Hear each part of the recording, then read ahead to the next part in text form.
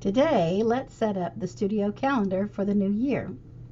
Since most school districts use a single sheet calendar with important dates on it, I like to set up a similar format for my studio. And the way I set up my calendar is just simply in Excel.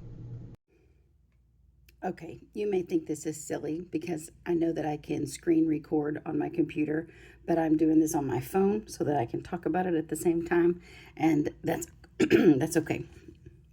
Very quickly, I told you that I make my studio calendar in Excel, and this is it. I've got a formula set up here so that when I change wherever the first of the month is, then for the most part it can automatically repopulate the rest of the month.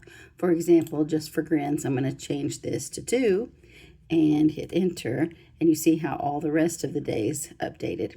Whenever I have a week that's got something different, then the formulas don't exactly auto-populate. I could probably do something to fix that, but this works for me right now. So that's kind of nifty. You can see at the bottom here, I've got all these different tabs. So I've been creating these calendars for years and years and years. And so when I'm ready to do a new one, all I have to do is click and copy the old one, the one from last year, and then I can tweak the dates. Things I want to highlight on this calendar are the fact that I color code when the start dates are for each semester. And you can see the fall semester starts August 24th. The spring semester starts January 4th. And down here, the summer semester will begin June 1st. I may talk more about semesters and why I designed that the way I do. I like to have a break. I like to have a finish line, and that's the way I set it up. In addition, I include student opportunities and when those deadlines are. Some of these are my best guess. I'm not exactly sure when our fall festival will be for East Texas music teachers, but my best guess is sometime in November.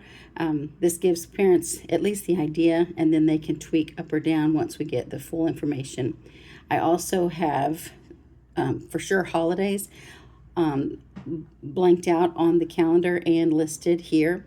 I included most of these in the policy statement, but then it's spelled out in more detail here. So also I try to have 16 teaching weeks, and you can see I count those out. I've actually got 17 teaching weeks in the spring semester. The fall semester only has 15 teaching weeks, and then in the summer I've got 8 teaching weeks between June and July, and I ask students to show up for 6 of them.